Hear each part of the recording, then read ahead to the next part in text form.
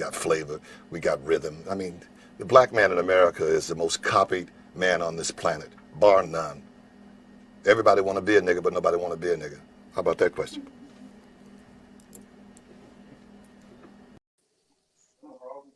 Yo, we live. It's Mr. BossedUp Staxx. I'm here with two queens. We got Tanika B Love, aka Dr. Love, and we got another queen in the building.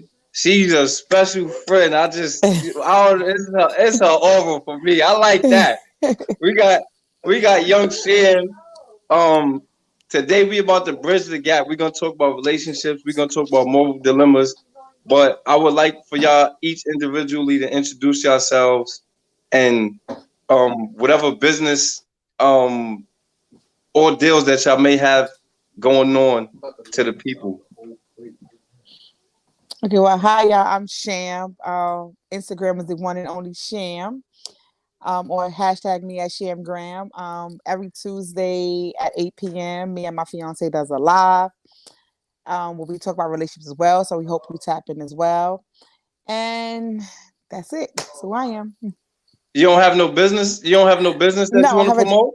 Okay. No, I don't have no business I want to promote. I don't have a business. You don't want to promote your man business? Okay. All right. And it's not at Shamgram. It's the one and only Sham. So also you can catch me at Lou's Hookah Hub, your best hookah company out there for you. We service all needs, local, tri-state area, nightlife, bridal shower, whatever you want, we're there to give you hookah needs. All right. Dr. Love, you up, Dr. Love? I'm Tanika B Love, the author of the inspirational cookbook Cooking with Love, Lost the Battle, Won the War, available on all.com platforms. I am 1/3 of the Brunch Hour podcast, me and my team. And I also have a cook show on YouTube. It airs on YouTube, Hustle Television, called Cooking with Love. I am also a life coach, coaching in relationships, life management, self-love, and achievements. You can find me on all platforms at Tanika B Love. And my website, you can visit my website for your perusal at tanikablove.com. Okay. I want to take this time to give you your flowers, Tanika, because you just did a book signing. I believe it was Friday and Saturday, right? No, it was a weekend event. I just did Friday. It was for the Circle of Sisters, WBLS Circle of Sisters. And so, yeah, it was a great event. Partnered up with Neighbors, who is in PR and management. And we had a dope time. Thank you. I just wanted to give you your flowers, man. Congratulations, man. Much success. We going into 2022, and we gotta, you know what I'm saying? We gotta embrace each other and congratulate each other. And I want to give you your flowers. You got a fiance, so this is perfect to talk about. You know what I'm saying? You fiance sizzled up. Excuse me. He's my forever. Okay. He's my forever. So why you didn't say husband? You said fiance. I'm just going by what you said. I had to make it good. I had to make it sound cute.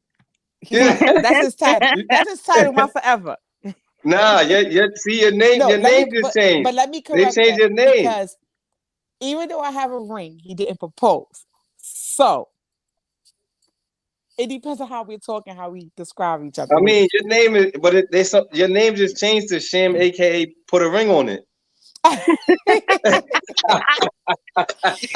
He did put a ring on it. But it's let us get through buying the house when we talk about idiot. Let's rewind that back. Let me take that back out. All right, cool. I wanted to elaborate though. You said that he's your fiance. He didn't propose, but you have a ring. How did that come about? Yo, here, take this shit, man. Go ahead now. How did it come about? So we went away for his birthday, and we was on our way leaving Atlanta. And he kept saying, I want to go to the jewelry store. I want to go to the jewelry store. I want to go to the jewelry store. I said, oh gosh, I want to go buy a bag. Like, you said we was going to the mall. Like, I want to go buy a bag. Like, I don't want to go to the jewelry store. So when we get to the jewelry store, we didn't have no appointment, so it was kind of a little rocky getting inside the ice box. We ended up getting in, and he was like, "You know what? Pick any ring you want out because I think you deserve it." So then I picked the ring that I wanted, and I got it. And then I told him, "Well, when we get engaged, that's not the ring I want for my engagement ring, but thanks a lot." But yeah, it's a really beautiful ring now. But we're not. He told me, "Don't ruin the situation because when he's ready to propose, he don't want it to be downplayed because I got this ring first. But if you see the ring, you're like, oh yeah, that is an engagement ring. It's a 3-carat diamond ring, so it's like, show us the ring. We want to see. You can't see it on this little phone. Oh, my fault, man. My fault. But I know you see it. We can see that. Yeah, we can see that. Okay. Go. Yeah, he got you a little mini skate, ice skating rink and all that. Yeah, a 3-carat ring is a nice size. 3 carats, 18-karat gold, VS1 diamonds. I think it's a E grade, I believe it was, but it's a really nice ring. It was really expensive too. So I'm like, all right, he's trying, but the ring I want is like, don't judge me because I'm saying I'm not vain. It's not that. I'm just joking with you guys now by saying this. I'm gonna send this to him. Don't do that. You want what you want, and that's okay. No, that is always okay. I prefer his love. If I had to determine between getting a ring and love, I prefer his love. The ring is just for other people to say, "Oh, that's cute." I prefer his loyalty and his love over a ring. That's fire. I mean, ring don't make you married anyway or engaged, right? Yeah. Ring make you engaged. Certificate make you married, right? So he's my promised fiance. So let me say that. He's your person, whether you get married or not. He's your person. He's my human, absolutely. So y'all like Chrissy and Jim Jones right now. That's what's going on, man. Well, this is unfair because I know when I got on my man how my man felt about marriage, and something he expressed he did want. But I was married in the past, and I was like, do I really want to remarry? Do I see the purpose of remarrying? And then I was like, I don't think I want to get married again. I think I want to ring a house and a baby, and I'll be satisfied with that. I know he's not satisfied with that, but so it's like, yeah, we're working towards meeting both of our needs. So I got the ring, I got the house. We don't got the baby yet, but yeah. So we'll be moving in the end of January. We just closed on a house, so we'll be moving in the end of January. So well, congratulations. Thank you. In advance. Congratulations, man. Congratulations on all that you accomplished together already. Yes. He's my person. So he's my human. Let's tap into some more dilemmas before we get to the relationship stuff. Mm-hmm. Let's use yours, Tanika. You started off. Well, my moral dilemma was, I'm going to use myself. I was in a 17-and-a-half-year marriage. When I got married, I really took my vows seriously, and it was because of what was rooted in me. And one of the things morally wrong to me at the time was, if you get married, then that is until death do you part, and no matter what. And unfortunately, I stayed in a marriage for 17-and-a-half years, no matter what, but it wasn't it wasn't safe, it wasn't pleasant, and it was very traumatic. I experienced a lot of trauma and turmoil during that marriage, and I still stayed because I made those vows to be married, and it was until death do us part, and I literally had to die in order for that. Do you feel like your vows was to him as your husband, or to God that ordained your marriage? It was definitely to God, but it was also a commitment to him. He's a narcissist, and so one of the things a narcissist does is play on your emotions. Mm-hmm. And what he lacked or what he didn't receive in other women, I wanted him to know that there is a woman out there that could love him the way he wanted and needed to be loved. And I was going to never give up on him, because it was conveyed to me that women have given up on him his entire life. So I wanted to be that person that would never give up on him. So unfortunately, it was to my demise. Do you feel like so you know the scripture that says and you can ask some questions too, Sham, because I don't know where you at now. I'm right But do here. you I'll feel like wait. it's a scripture in the Bible that says, "Do not be unequally yoked." Do you feel like with you being more empathetic and loving and nurturing and transparent, do you feel like y'all was unequally yoked because he was a narcissist? Absolutely, he was incapable of loving, or loving, and especially loving me the way that I needed and wanted, but pretended to. Yeah. So definitely we were unevenly yoked. And I tried to scramble them damn eggs, but it didn't work. This is why everyone laughed. You know, everyone laughed when they looked at my wedding tape when I got married to my ex-husband. We wrote our own vows, and in my vows, I said, I will love you as long as you continue to love me. I will work at it as long as you work at it. But as soon as you stop trying, I am out. And everybody in the church looked at me like, did she really just say that? Because I meant that. Like, I meant that. I meant that before God. I meant that before my friends and my family, that I was going to be out as soon as it didn't feel good no more. I wasn't received. You wasn't deposited into me.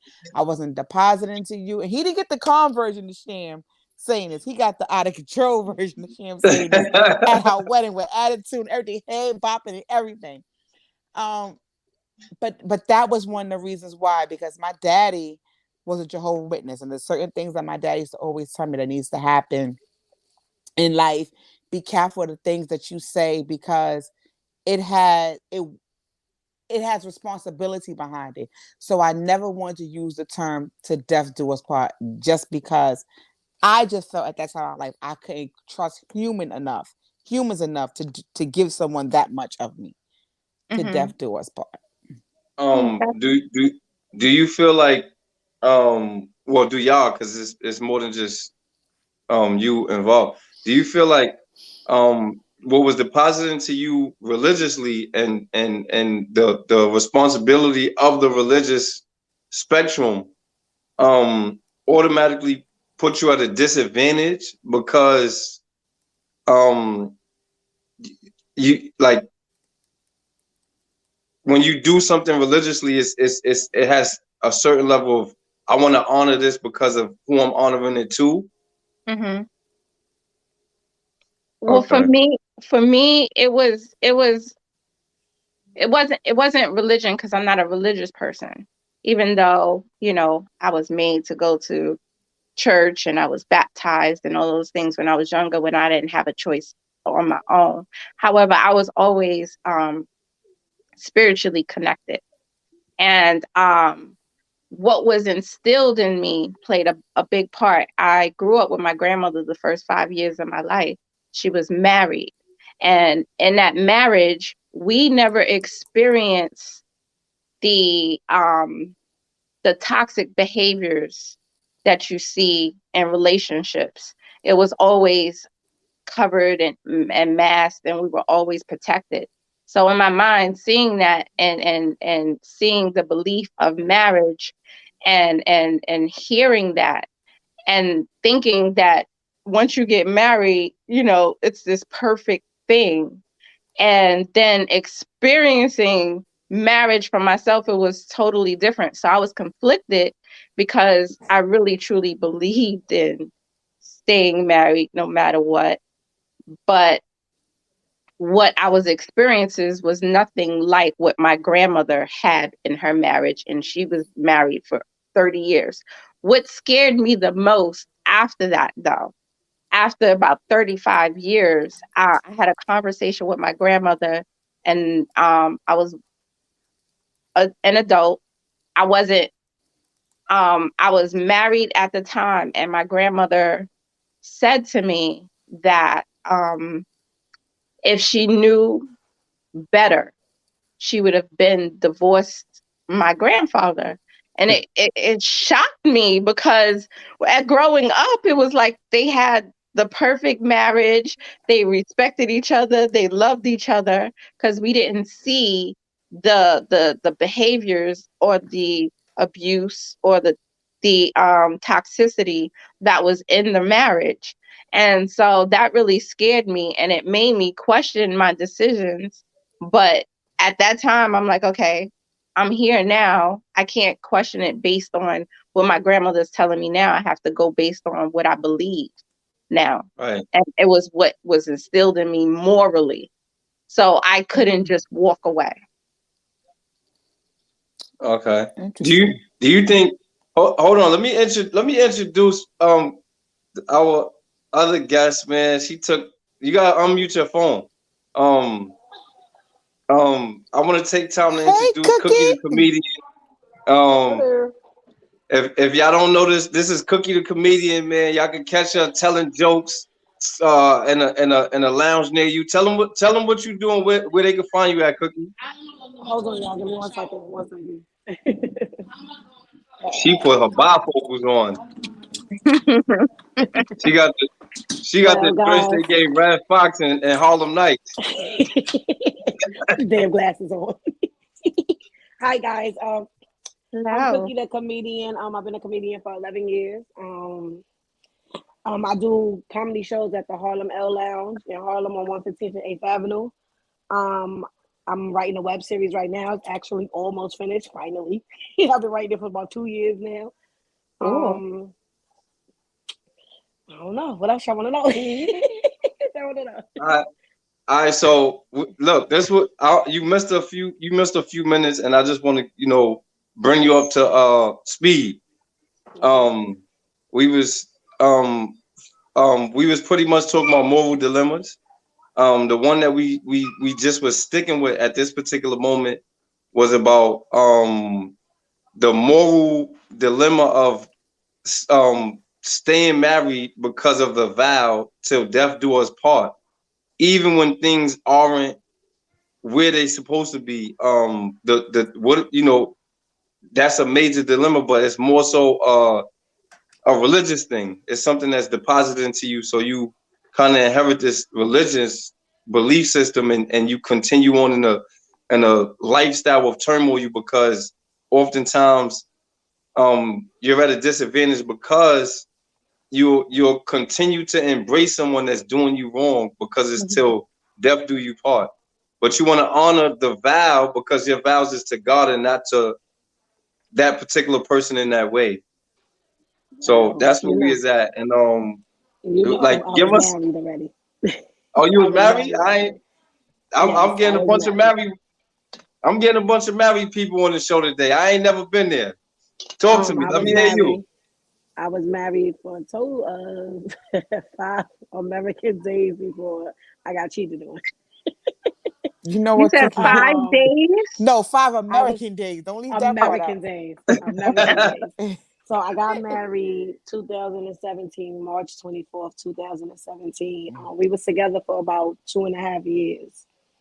Yeah, 2.5 years. I'm lying, 3 years before we decided to get married.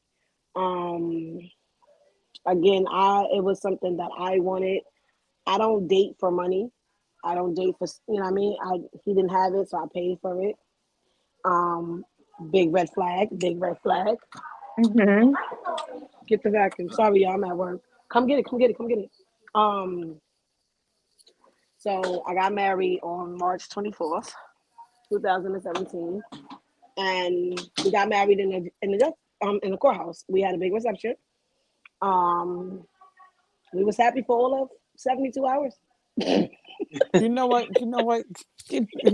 Cookie, we was happy for 72 hours, and then he went down south. He went down south and stayed down there for about 3 weeks. This is 5 days after we got married. He went down south to North Carolina, stayed down there for about 3 weeks. And I'm calling him like, "Are you okay? Like, what's wrong? Like, did the reality set in? Like, how we gonna fix it?" He came back.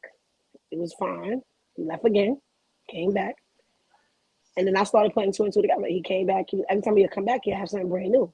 So, my first thing, you hustling? Because where's my gifts? Like, I done took care of everybody in this relationship. Where's my gifts? And come to find out 6 months after we got married, I found out he was cheating on me. Me personally, I wanted to stay married. I felt like my marriage didn't get a chance to blossom or live its full potential. I felt like, it was, he could be sold. So, I wanted to stay married. Even to this day, I wish that I can get back with my husband because this dating life is so different for me and I hate it here. But it was different. Like, I wanted to stay married because I feel like, everybody always tell you the first year of your marriage is the hardest. It's the toughest. And I didn't believe that. The first 5 days of my marriage was the toughest. Like, I'm sorry, y'all. y'all. And it was hard. And I wanted to live my vows, like, for better or worse, richer or poorer. You know what I mean? To death do us part. Probably would have been death do us part for us. But I tried to stick it out. I just recently found out we was divorced because I didn't pay for nothing. I didn't sign nothing. Found out we was divorced. You know what I mean? I would, if I had to do it all over again, I would do things differently. You know what I mean? I would pay attention to the red flags. But it's just like it was a moral dilemma for me because I felt embarrassed. I wanted to be married for a reason. I wanted to get married for a reason. I loved him. I was in love with him. So I was tired of dating. So what's after dating? Marriage. That's how that went. Do you feel like because I heard you say that it was a red flag, you paid for your wedding, you paid for the ring, you paid for everything. Do you feel like most people really believing in this system? A lot of people are systematic, right? So they believe in it's a man's job to do this, a man's job to do that. Do you feel like that was the red flag, him not being willing to pay for the wedding or pay for a ring or whatnot? I don't think it was a red flag. I think it was more so the red flag for me was him not being enthusiastic about the wedding, his family not being enthusiastic about the wedding, his family not being enthusiastic, his friends not get out the sorry, that's my coworker. His family, me, I don't live in that time. If I got it, we together, you got it. If we want to get married, you don't have it, I'll pay the bill. It's fine. You know what I mean? Eventually down the line, we're gonna hold each other down. At least that's how I thought. You know what I mean? That's how I thought. But I think the red flags for me in that was his family not being involved, his family not being enthusiastic, his mother telling me before we got married that he was cheating on me. Like she said in my face and told me, "Oh, he's not the marrying type. He's cheating on you." And I'm looking at this bitch like, "Bitch, I can choke the shit out you." Are you seriously telling me this across from the table and I'm about to get married to? Right. So I mean, that's how that went. But I'm sorry, y'all. My service is very bad in here. I'm struggling here. Hold on. Y'all got any questions for her? I do. You said that it wasn't a red flag that you weren't that he wasn't paying for anything and you were like basically footing the bill, and you don't really believe in that. Now, what have your thoughts changed as far as that goes? Because technically, I'm old fashioned and new fashioned. I do believe in your partner is the person that is supposed to protect and provide for you. Not just financially, but they're supposed to provide safety and comfort and security and knowledge and understanding within that marriage, within that union as well. So do you feel differently now that you've experienced that, or you still go into your relationship if you put everything, then that's okay too? Because what happens is when you enter into a relationship in that manner, that's the expectation. And when you try to change that later on, that's where the problems arise. So are you comfortable and okay with that? I can hear you now. I'm okay with you know what I mean, in the beginning, a lot of things are tolerated in the beginning of that relationship. I wouldn't tolerate ever again in life. It's about knowing your worth. It's about knowing your worth, knowing what you're worthy of. And you know what I mean? Not all the time you deal with somebody for money and what they can do for you. Sometimes you deal with people for love. And you know what I mean? That's the problem that I have, that I wear my emotions on my sleeve. I deal with guys. I'm looking for love. I'm not looking for a sponsor. So moving forward, a lot of things have changed. Like I feel like, and me and Staxx have this conversation often. I feel like I'm afraid of love. I don't let people get close to me because I feel like people are out to hurt me. 1 minute I want a relationship, next minute I'm like, nah, I'm good. So I'm okay. I don't want it. But I think that my values and my life and my aspects and my outlooks on life and relationship is different now. Like I wouldn't date somebody that's always got their hand out. Like, yo, can you buy me? Can you buy me? Can you buy me? That's a red flag for me now. Go ahead, Sam. So this is what I know you said what you said about what's his name earlier, but this is why I love to have the conversation with him, right? And the things go. It's about that. So don't say what's his name. Say his name. No. It's about what Cookie just said right there, right? So I used to always get tired. I never really understood until I started working on me and healing me what it meant by when a person say you continue to attract the same people, right? I'm like, no, I don't. This one tall, this one short, this one that, this one that. So Cookie, to me, it's not about you not always look for somebody to have a hand out, but when you really start to really decompose some of the stuff inside of you, you will stop attracting those kind of people. You're attracting those kind of people because you're still holding on to something that you need to let go. I don't know what it is. You got to work it out. I'm gonna tell you what it is. I'm still holding on to the fact that my husband's gonna walk back through this door. But that's not but even when you talk about your husband, there's something you guys don't know, right? I don't know if Cookie, you don't mind me sharing, do you? Right? So you don't mind me sharing, do you? Okay, so Cookie's husband is my cousin's baby father, right? And hearing when I met Cookie and I learned what's going on, my opinion, he ain't worth being no one's husband, right? He's just bad all over the place. He's just bad. So the question becomes, why do we attract those kind of people, right? But we attract those people because we're just so full of so much toxicities on the inside of ourselves that it's natural. It's just natural for the toxicities to be attracted to us. So when we start to drain some of that Cookie, guess what? It doesn't matter if the person may need something from you. His spirit, his energy, and everything about him will be good. When you start to clean some of that out of you, you will no longer attract those kind of people. I want to say this, right? I want to say two things. The first thing I want to say is, Cookie, I got a show coming out. It's coming on VH1, right? It's called I'm Looking for Love, man. I need 12 single females to come find love with me. You feel me? You could be one of them. You feel me? Like I'm on some Flavor Flav shit right now. You feel me? Oh, so shoot. Then I'm gonna be kissing a woman in my face. I'm gonna smack them dimples off your face. Don't play with me. Then the second thing I want to say is this, right? This is just something I believe, right? I believe generally it's a situation where we all look for validation somewhere, some way, somehow, right? When you're a kid, you know, if you look up to your dad as a man or you look up to your mom as a woman, right? You do different things to get that validation from them, right? You might do the things that they're into, not necessarily because you're into it, but more so because you want to feel appreciated, right? And you take these different things into your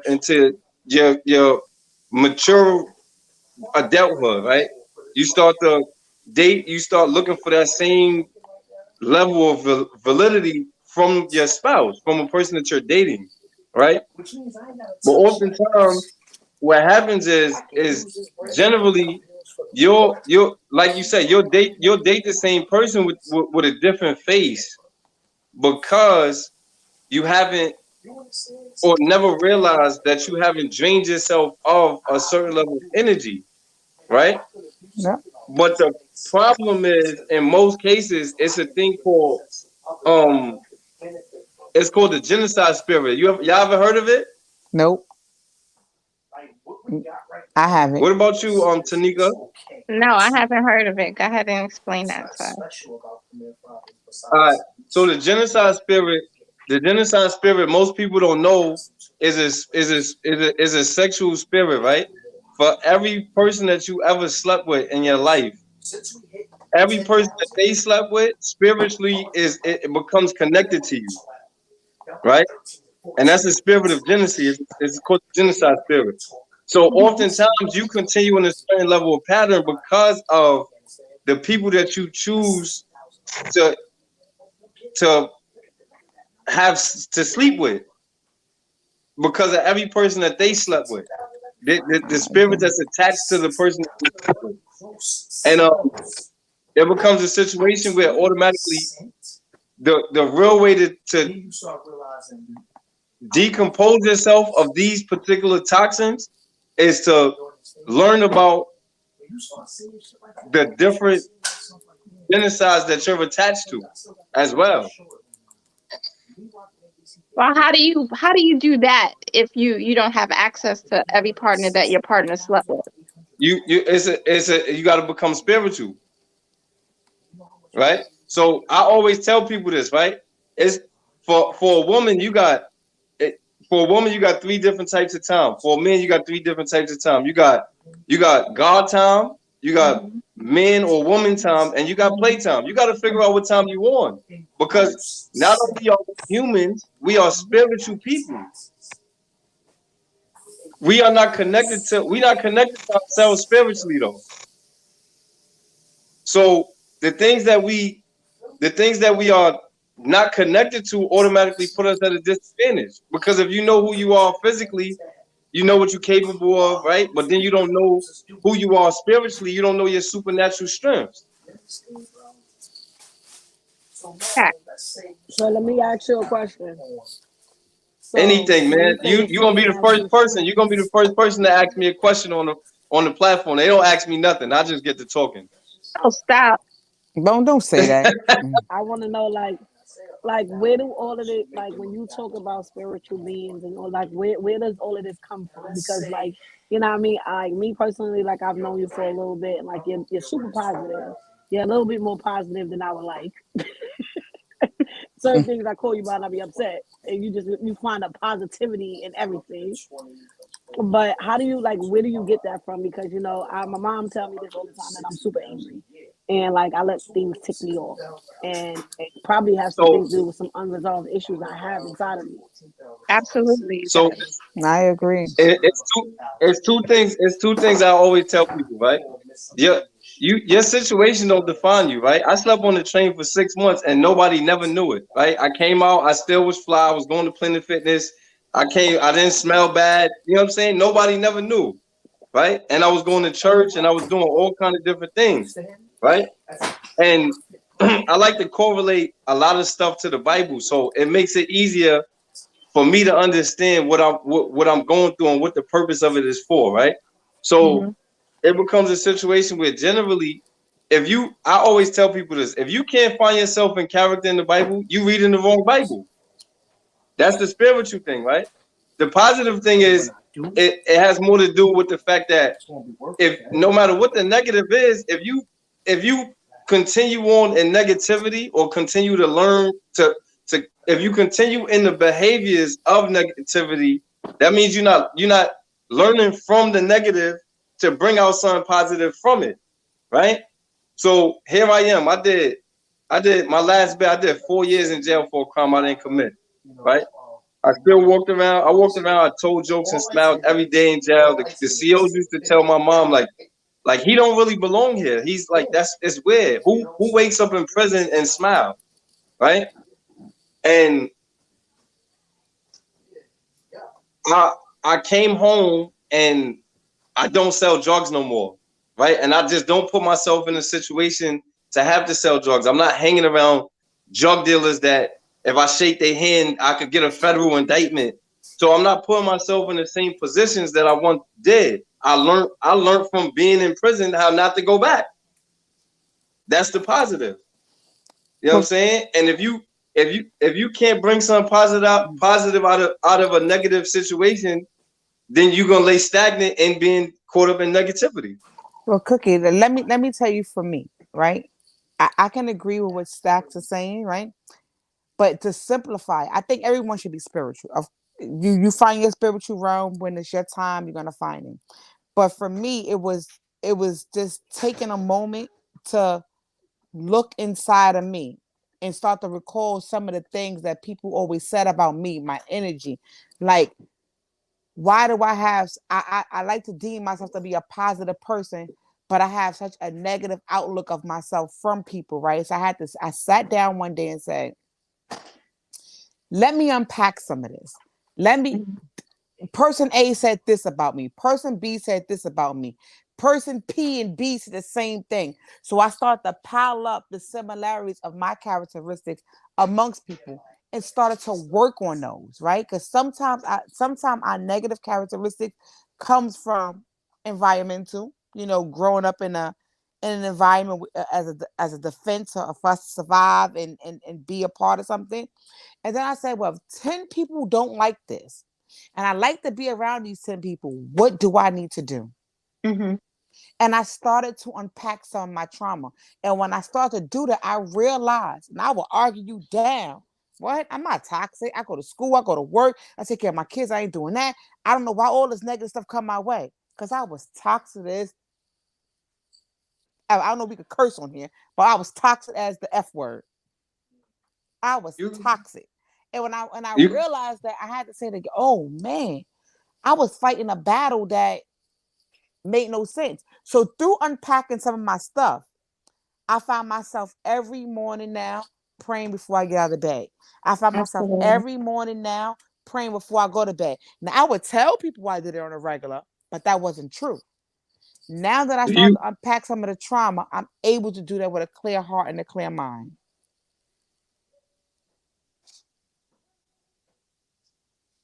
Staxx, you gonna read that? Somebody, yeah, I'm gonna read it. Somebody said my husband and I talk about that specific thing, negative and positive, that we have to allow ourselves to not let the negative stuff bother us rather. Do you feel like people suffer from identity? Absolutely. They caught up in identity crisis? Absolutely. And with social media, look at all the build the body chicks. Absolutely. Absolutely. So look, this is something that I always say, right? And I say it about, I would never do therapy, right? That's just me, right? Because now I know that you know that because I told you that, right? But I'm telling Sham this, right? I would never do therapy for one reason, right? Okay. The reason that I don't need it, right? It's only God is the only, God created me and he knows everything about me, right? So all of my answers and resources come from God, right? What do I need somebody to diagnose me with so that I could, well, not me, but for most people, they choose to walk in that particular identity, right? And I'm gonna use you as an example of something, right? You said we was on live and you said I was broken at this point or another in my life, right? Cool. So now you started to walk in that particular identity, right? And to me, people that I know what God called me to be, right? I know the identity that he called me to walk in as well. Not the identity of what a therapist diagnosed me with, though. I don't need nobody to diagnose me with something. But see, therapy is not for you to get diagnosed. Therapy is for you to unpack. See, that's the misconception you're having here. Therapy is for you to unpack some of that stuff that you're covering. You're right. You can go to the Bible and read and self release. You can, but look at all the mentally ill people who use the Bible, right? Who use the Bible, say, I don't need the Lord, but they're really struggling out here because they don't you know want to how know to the truly problem? unpack some of that. You want to know why they struggling? You gotta know the difference between using something and misusing it, right? And if you actually was holding a conversation with somebody that knew the Bible, that knew what they were speaking of, they wouldn't be able to misuse it, right? I literally just held this conversation last night with Pretty Nikki. We was holding a conversation about one of the ministers in my church, and it seemed like when I go there, she wants to have a Bible swinging contest to prove that she knows the Bible more than I do, right? Because she has a title. She has this, I'm a minister. I could care. I don't care about your title, right? God don't even care about your title. When I sat in jail on 2 different bids and studied the Bible. So pastor, prophet, minister, deacon, deaconess, whatever a person thinks in their particular title, as far as just them knowing the Bible or knowing the Bible more than I do or whatever. It's a difference between using the Bible and misusing the Bible. I don't use the Bible as a crutch to say, well, I can do this because the Bible says this, right? I can be this way because the Bible says this. That's misusing the Bible, right? Mm-hmm. Peeling back the layers. This is something that it's biblical, right? And it's therapeutic, right? Because you're saying it, unpacking. In the Bible, the one of the main lessons is about an onion, how we are like onions. God peels back the layers to rebuild them on us, right? So if you look at an onion, right, it has many layers. You get to that one specific piece of an onion, and then the process can begin. Most people don't understand what it's like to go backwards to move forward. So even in unpacking, right? I don't. But even with the Bible and reading the Bible, sometimes to interpret what you've read, that's why they have Bible study. So someone to help you to interpret what you have read. So that's what therapy is like. It's what your book of your life reads, and someone to help you interpret that and determine. Listen, I respect it. What I'm saying is generally, right? My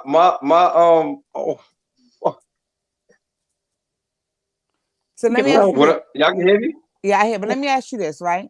So you said you've been to prison. Me? Yeah, I'm gonna ask you this, Staxx. You got a question for me? Yeah, I have a question. You said you've been to prison, right? Yes. So before you went to prison, you had a trial, right? You had a trial, right? Well, what time? Trial. You went to a trial, like a trial with the judge, the jury. What time? Whatever time. Whenever time you went. Anytime. You had a trial, right? All right. I never made it to trial. Neither time. Okay. So you just pled guilty. Yeah and no. So anybody that ever been to trial, just this is gonna be brief because I want her to say what she's saying. Anytime that you go to trial, you know at pre-trial if you're gonna beat your case, right?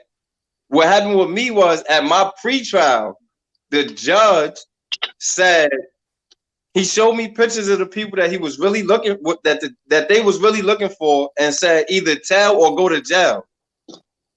And I made my bed and I laid in. That's it. Okay. So why? So in normalities, right? Why isn't the defendant put on trial, put on the stand to testify against themselves? Why isn't it? Yeah. Why don't they let the defendant? 9 times out of 10, a defendant would never get on the stand to plead his own case or to be a witness to his own case. Why not? All right. So and you gotta I'm gonna simplify for you because you're gonna be a long story. It's because you're too emotionally attached, right? So when it comes, that's not necessarily true. you are. It's coming because when so you you tell said a 9 story times out about of you, 10, right? When you tell a story about you, it comes from an emotional place. So which means your information is going to be biased, right? So when you're telling the therapist your information, you're telling them from a biased standpoint, from your perspective, right? So now it's for that therapist to be non-biased and hear what you gotta say and help you unpack the stuff that you missed, the excuses that you made for yourself, that all of that, and get you to face all of that stuff. The thing, that's why people are not put on trial to defend themselves, because a prosecutor would chew you out when it comes to being about see, you. now, but you also got to remember this, right? Because you use trial like you've been there before, right? So no, but I also took Law 101. I did it so you learn that. And look, and I watch Law and Order now when he's joking. So, but you also have a lot of situations where people in trial, even in therapy, you'll say something and the idea is that my job is to pull a contradiction in your statement. No, it's not. Not to play on your emotions. I mean, look, you're right. I'm wrong. It's not the put. I mean, is a prosecutor there to trip you up? He is there. You're right. The prosecutor is but a therapist, but that's why you can't go on trial for yourself, right? You can't get on the stand and testify for yourself. No, you shouldn't. You shouldn't, because it's harmful to you. Let's say that you shouldn't. But I said that in the beginning. I said, why don't you put on the thing? So now, since you said that, I shouldn't go to therapy. Thanks. No. Let's go on to the next topic. No. You shouldn't go to therapy, because when you try to convince yourself that you're healing by yourself, it's a problem. Staxx, for me, I got 2 master's degrees in social behavior, human behavior, right? So to me, I didn't need therapy or I got it all figured out.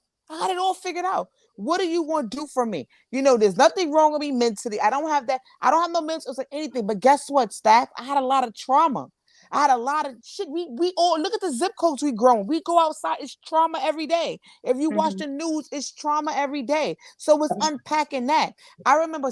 Remember when the young man got killed and the people stabbed him in his neck and whatever? I never realized how bad that affected me. Right? And it affected me because I'm a mother of young sons who look similar to Junior, who wears hair like Junior. That it really affected me. And I didn't realize that until I was in therapy, the way I was responding to my own son, because I was afraid that something on the outside affect me. Life affects us. Who's going to help you digest some of that? Right. I just told you.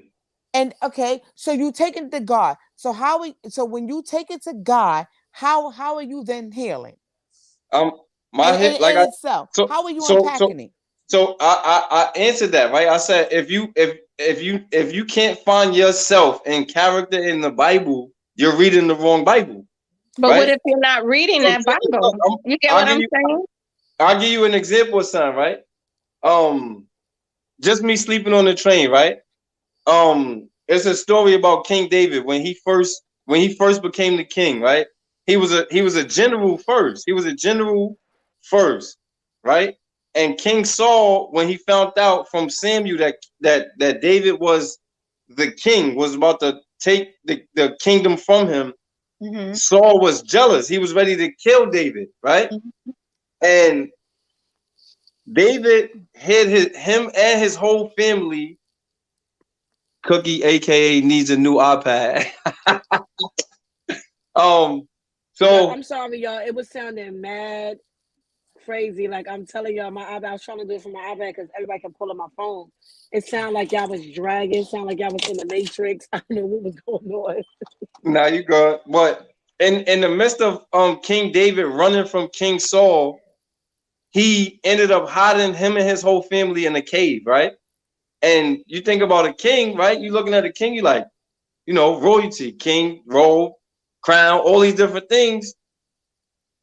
Was he less of a king because he was in a cave?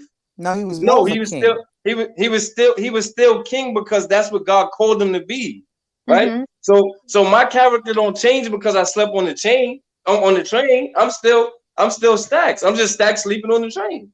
You know Mm-hmm. what I'm saying? I'm Staxx that's going through something at this moment, right? That's all it is. Well, So you know what? like, You know what, so that's Stacks? what's I say this to you. therapeutic for me. That's where I get my answers from. Okay, I say, and I'm not going to judge no one on how they get their help and they get their support. No one at all, right? Because who am I to judge? Going to the law is a great thing. I think it's beautiful having that conversation. But for me, I need dialogue. I need to unpack. I need to, you know, to have it in conversation. I need, and then I can let it go. You know, I can let it go. I can find myself 10 times in the Bible being a host of different characters, right? And a Right. whole different story. But it doesn't mean that I didn't need to unpack. Right. I need to unpack. Right. I needed to unpack. And I'm telling you, Stack, see, you met me today. Now, this era during the unpack. When I was packed up, I was a handful. And when I look back, that's why I could say I was broken. And in that moment, I would deny being broken. And so I was telling me, stop saying you broken. You're not broken. But now, really seeing myself and stepping out of myself and looking back on myself, nah, someone should have been said, get your shit together. It shouldn't have to take a traumatic effect for me to say, you know what? No, I want this to happen. So I need to look at me. I can't hear you, Staxx. Right. Your growth is determined by people, places, and things. So Absolutely. if you're staying around the same people, you're doing the same things, and you're in the same places, you're not going to grow. You're not going to see the broken in you, the trauma in you, because you're still around the people who you learned that behavior from. Absolutely. So you do have to remove yourself from those situations, and that's how you really get to see who you are. Absolutely. And that's a fact. And I take it as far as for me saying that when me looking to buy my house, right? I was almost willing to pay almost $900,000 to have a house in the ghetto. I don't care. Who is Boss Talk Session? You see, that's some of the pictures there, right? No, I couldn't see it. I couldn't see it. That's because I still got a little smoke in me while I be sounding like that. But my brokenness was allowing me to spend so much money for something I worked so hard for, to be in the middle of the ghetto still. Knowing I want to move my children out of it. I want to, create a stronger foundation for them. But I'm willing to live in the middle of the ghetto because I'm still stuck in my ways, right? I want to be around the people who, they may be sad if something happens to me and my kids for 5 minutes. Once a year, might throw one of us on a t-shirt, then they going on with their life, right? Absolutely. No, I picked myself. Through me healing, I was able to pick myself up, say, wait a minute, let's explore over here. And I found something less expensive in a better community when I can give my children more than I particularly had growing up. And the most important thing, I can start working on some of their traumas when they don't have to heal, when their children don't have to heal from them. Because let me tell you something, I was a storm. These niggas gonna need therapy from me. Like that's the funny part. As good as I was, they definitely need some therapy from their mom growing up. But I didn't know no better. So I can respect. I want to talk about another topic real quick, but one of the funniest things in the world is, right, like when I first started doing this podcast, right, I always tried to do something that was informative, right? And I feel like just having 3 powerful Black women on the show, right, is something is strategic and is great because I'm the only man here, right? Mm-hmm. But also I get to hear different opinions and personalities speak their truth and give their assessments about life, right? And the one thing that I enjoy most is that all of y'all are around my age. Let's say that. I don't want to call y'all old on my podcast. You know what I'm saying? I ain't trying to get cut. So but this is a form of bridging the gap, right? Because generally it's a situation where, like I told you, Tanika, when I go live a lot, right? I go live and tell jokes, right? So some people, me and Cookie speak often. She gets to hear, like she said, positivity or whatever. I still tell a few jokes. Shim, she hears a little spiritual, little serious, right? And then you and I, we speak and we joke and we speak, and you know what I'm saying? We just build. But the general thing is that, and this is the reason why I don't let people call me a comedian, because a lot of times a person, when they think that you're a comedian, they feel like they could get away with playing with you a certain type of way, right? I saw somebody slap Mike Epps upside the head and call him Day Day. Yo, what up, Day Day? I'm like, oh, he gonna kick that nigga? Like it bugged me out. But they think they could play with you a certain type of way. So me, I'm like, I'm gonna laugh with you, but I'm not gonna play with you. But for me, I get to be a little bit more serious, and I get to articulate myself from a different plateau on this particular platform. So as she was saying about, you know, wanting to spend $900,000 to still live in the ghetto and stuff like that, right?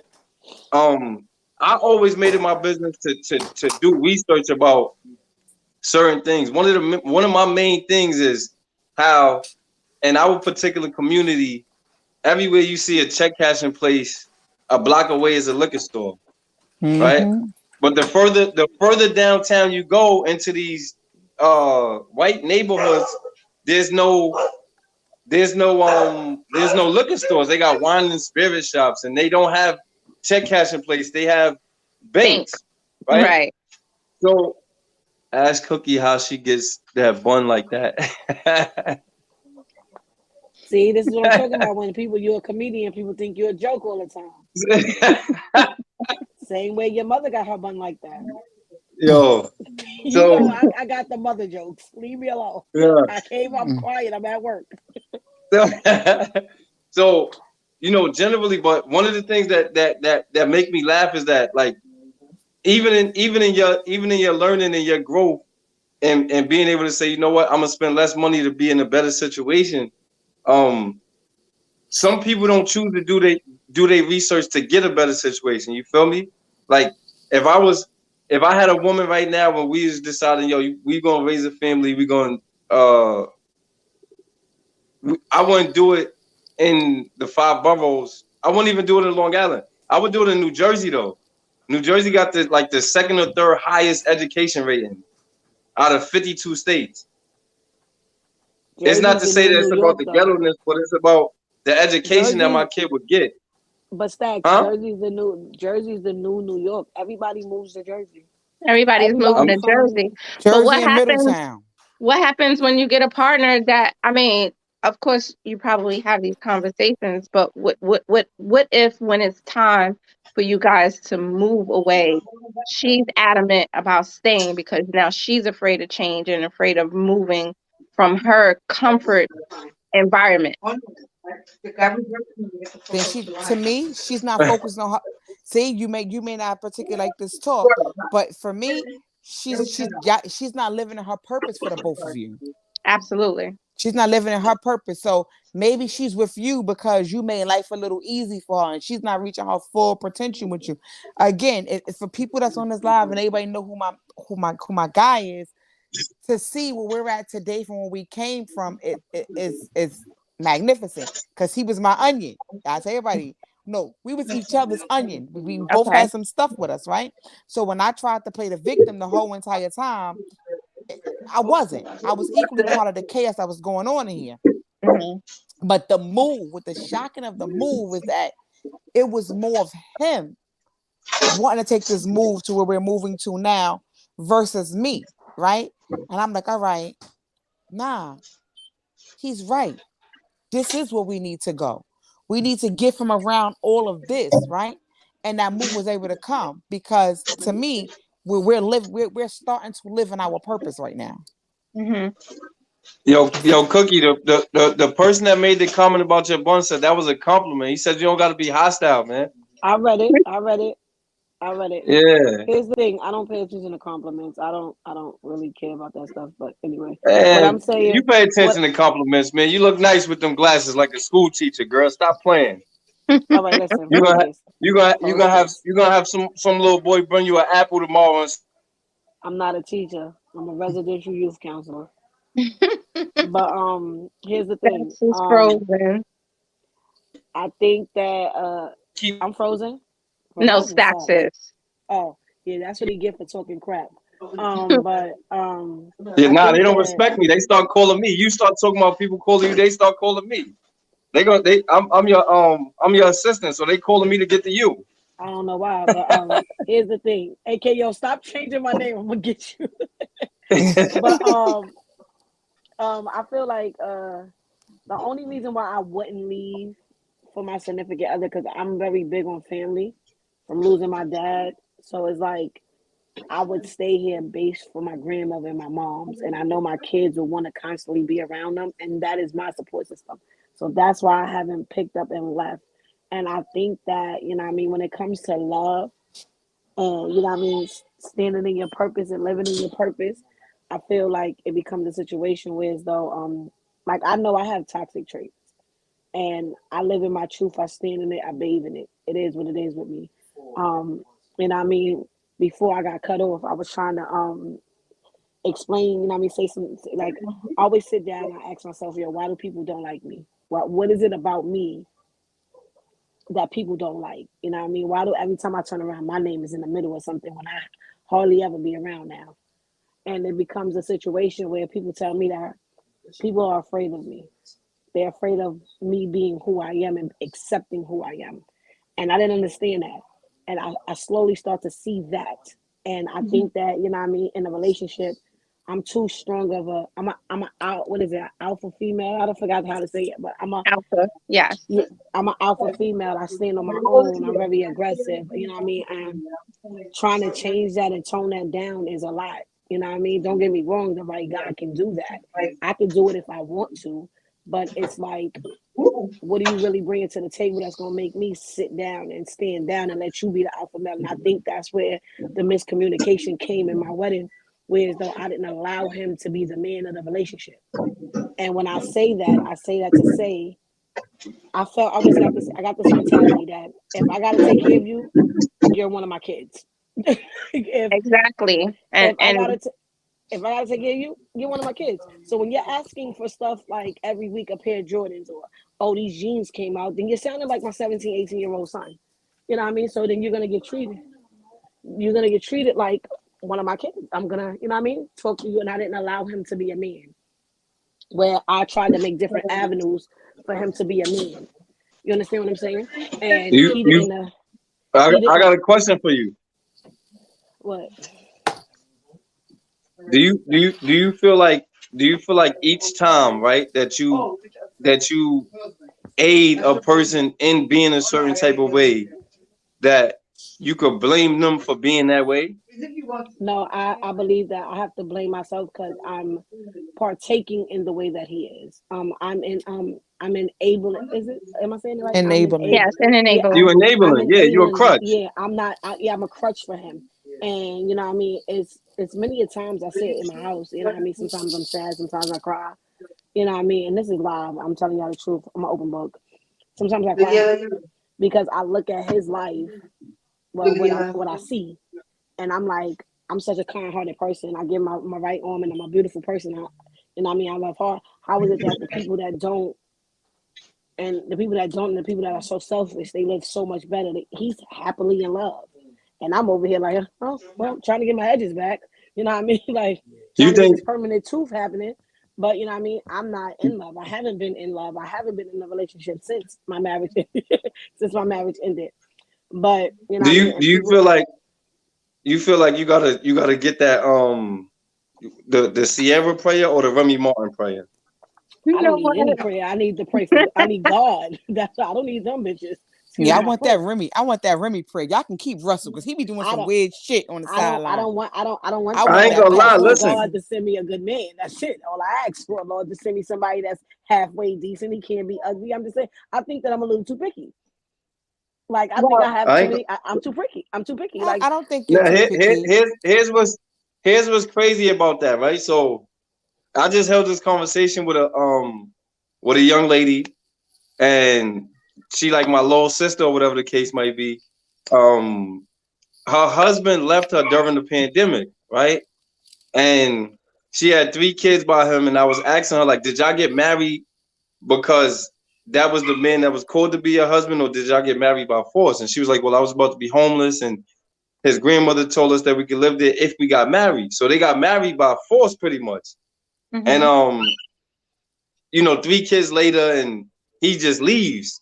It turns into a situation where she was saying pretty much the same thing Cookie is saying, like, I'm mad picky, so it's gonna be hard and this, that, and the third. And I'm like, generally you never know who the love of your life is, because if you actually read the Bible, it was a prophet, right? His name was Isaiah, I believe, or Elijah, one of them. It was a woman that was a harlot. Now, for y'all, for those of y'all that don't know what a harlot is in the Bible, it means a hoe, a prostitute, right? Mm-hmm. So a prophet has a high standard in most situations, looked at in high regard. God told the prophet to marry the harlot, right? He told him to marry the prostitute, right? So to us looking into the situation, like, whoa, how you turn a hoe into a housewife, right? But the things that we can't see, God had already prepared. He had prepared her heart and her mind and transition for the marriage. We see it as that's impossible, right? Like, because y'all know what they say, right? Mm-hmm. They can't turn a hoe into a housewife, right? That's what they say. But generally, God had something else that was prepared. So you sitting there talking about being picky. The person that you might not have to be picky about might be the person that's gonna love you correctly. Right. And that's a fact. And you definitely know you definitely have to have standards and expectations, but you also have to have room for imperfections. And it's fine. That could be. It takes a long. It takes. You have to be ready for. I think that's what it is. Thank you, Mawa, Lisa. I feel like that I'm not ready to be in a relationship. I'm not ready to be with somebody. I think that I am the hoe that people speak of. I am that person. Well, let's not be in a relationship, man. Let's just run away. I'm not a hoe. No, because here's the thing. See, I think that like now, like I'm starting to understand who I am. I think that sex plays a major part. Hold on, y'all. God darn it. Every time I'm getting deep, the phone. Hold on, y'all. Wait, just like what Cookie was saying, since it wasn't a sham, keep cutting people funny. Yep, that's what I do. My grandmother used to always say to me, you want to make God laugh, do your own thing, right? Do your own thing. Don't follow his plan. And that's why sometimes, especially us as women, we get the short end of the stick in relationships, because we sit in there trying to pick apart people to be the perfect for us. Before you continue, I want to cut you off and I want to ask you something. He said, I want to cut you off and ask you. All right. Mm-hmm. Yeah. Yes. I want to ask you something. So you said women get the short end of the stick, right? Mm-hmm. Do you feel like because men don't report it as much as females, y'all get the short end of the stick, or because it actually happens? I just want to know, because this is gonna get deep now. I think that was a question, though. That was a great question. I think women get the short end of the stick for 2 reasons. One is not enough men for every woman, particularly out there, right? It's not enough men. For every one man, there's what? 6.3 or 6. I don't know how they get the point. Let's say 7 men to every 1 woman, right? And now then you want to start picking? Yeah, so you get the short end of the stick of that. But a man could walk in the room with 100 women, right? and at least 92 of them is gonna be what he want. A woman walk in the room with 100 men, she might get 3. I mean, that 2 is more, 3 is more than 2. So what's going on here? No. But I mean, you get 92% of the women that you can pick from.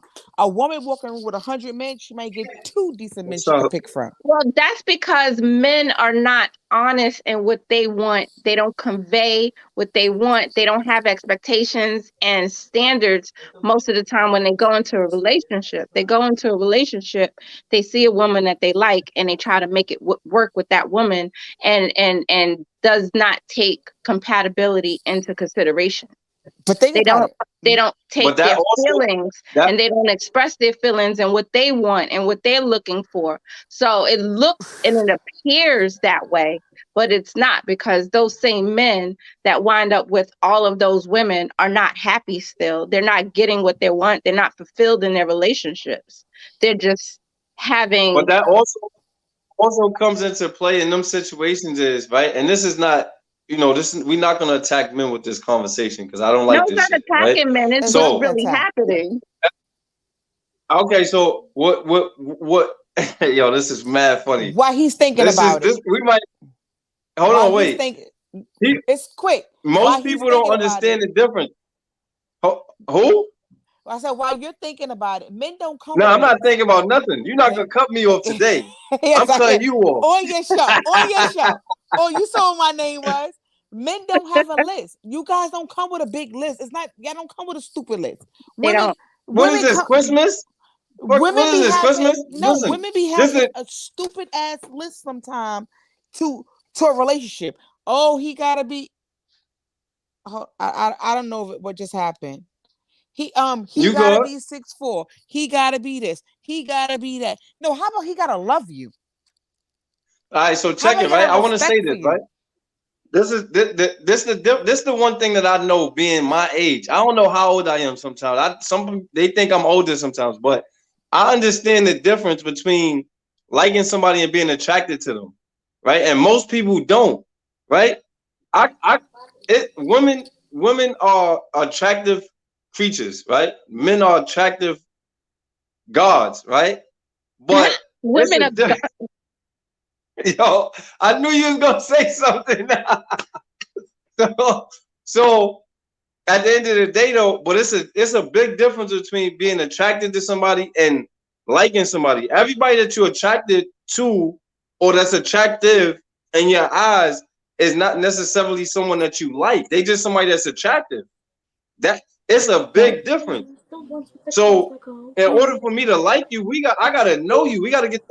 I can't like you because you're pretty. That's superficial and stupid to me. And that's what women do. That's what we do as women. We like potential. We like but men like exterior too. We go for exterior. We want love, respect, and dignity all the way at the end. I mean, and the one dog we can't find a man. I look, me, this is just me. Where you find no good men, you find no good women. That's true. But that's the reason why my statement was, is it because the we talking about statistics when you say, women get the short end of the stick. If it was another man on here, he'd probably say men get the short end of the stick. Exactly. Because generally we don't go around promoting how we got the short end of the stick. We move on. Right? And that's the problem. Men don't heal, and they don't acknowledge, and they don't try to determine what went wrong in the last relationship. They just move on and figure it out as they go along. See, but there's the thing with those situations, right? We got let's just use some of our famous people for example, right? You got R. Kelly, right? You got Bill Cosby, right? You got Ashton Kutcher. No, not Ashton Kutcher. Charlie Sheen, right? Mm-hmm. You got these different dudes that is looked at in high regard, and they did some real disgusting shit, right? Mm-hmm. Charlie Sheen not in jail, giving people AIDS. But that's another we let's not talk about race here because they might block us out. The Illuminati is watching, right? So now it becomes a situation where they don't have I haven't seen a report of any kind where women actually have done these same crimes, and like it's just like it gets swept under the rug, right? So earlier you was making a statement about Junior, right? In 2012, I don't know if y'all remember, it was a young man. He was 17 years old out here in the Bronx, and over a bag of weed, the cops killed him in front of his grandmother and his 6-year-old brother. Y'all remember that? And he ran in the house, right? He ran in the house. They shot him in front of his grandmother and his little brother, right? Mm-hmm. Later on that week, a white high school teacher was sleeping with her student out in New Jersey, and they made a bigger deal about this teacher sleeping with her student because she was white than they did about the young black man that just got killed. So it was like the value of a teacher sleeping with her student meant more to society than life. In that particular 4-day time span, I think it was like a Monday to a Friday or Tuesday to a Friday or something like that. But it was a weird conversation to hold with white people because they couldn't understand why I was like, are you fucking crazy? Like, look at what we talking about. We talking about life, something that you'll never get back. That little 16-year-old kid can have sex for the rest of his life. And in most cases, the male perspective is that's a good thing. You know, that's looked at as he's doing a good thing. He's bagging an older lady. Whereas, now I know why you got them straight A's, my boy. But it's you crazy. know, it's funny you guys say that because I was watching today That's My Boy with Adam Sandler, right? When he was the teacher, he had his baby, right? And then when I watched it this time and I looked at it different. I'm like, yo, wow. Not only was the father traumatized behind that, look how his life fell apart. And the son equally was traumatized behind that. And Charlamagne the God speak about that all the time, about how he was traumatized about being sexually molested when he was a preteen. Yes, when he was a preteen. When people in the community big that up, but that's trauma. I stopped listening to Charlamagne the God, right? Because he listen, one thing that a man can't say and not be looked at in a certain light to me is you can't talk about sucking another nigga dick, right? This dude Charlamagne said if 6ix9ine beat the case or get less time than they was offering, he would suck his dick. You gay. A real man is not thinking about sucking another nigga dick if that's not what you into. You feel me? So that kind of energy is not, I don't care. He can say anything in the world. I wouldn't listen to it because generally in most cases he talks about a continuous. If you traumatize from something, why would you want to put somebody else through it, right? Like how he talked about raping his wife. Yeah, she was drunk and I took it, right? Like, you know different than the person that victimized you then. Hurt people, hurt people. But he speak about that. He equally spoke about that. People, and because of that, you know, you don't initially realize or recognize that you're doing something wrong until until you're told that you're doing something. Charlamagne, the love doctor, is a life coach, man. She willing to help you. I'm not. Fuck you, nigga. Shit. Why are you so violent? What do you mean? What did that man do to you? Well, I had a. I don't like rapos. Like that's rapos? not. What's the hell is a rapo? Speak English. I don't like a rapist. But that's your judgment because you haven't experienced what he experienced. How you know that? Have you? Yeah. But we ain't gonna talk about that on YouTube.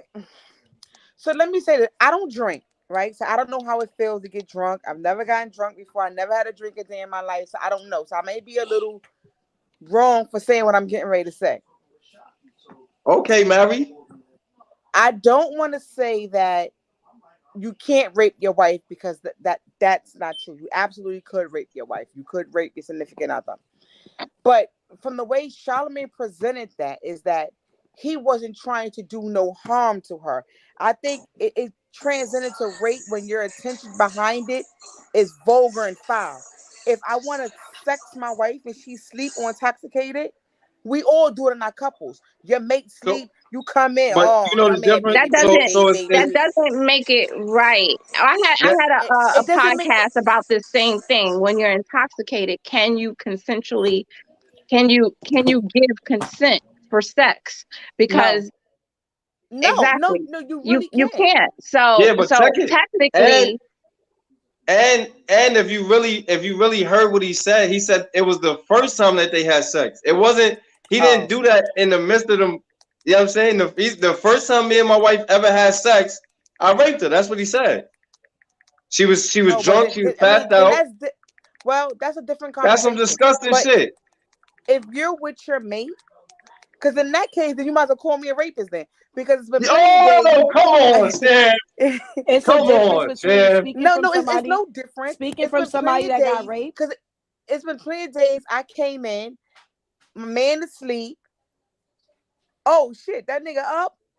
I'm going in. I'm All right, going. That's that's how I Yeah, feel different. at that but moment. That's y'all already different. was sleeping So together that's though. still yeah, we're That's together. different. That's why the concept what I'm saying was about someone that's together in a relationship, and the intent behind what I'm doing is not to harm you or to be vulgar towards you. It's Yeah, just but that being raped is not about it's not necessarily about a person being harmed because now this becomes a moral dilemma, right? And it's one of those situations, like I said, where one of the moral dilemmas that I wanted to talk about was about a young woman getting raped, but her family being religious, saying that it's against their religion for her to get an abortion. Now she's put in a situation where it's either her family's gonna hate her, or she gonna have a kid out of hate, out of being raped.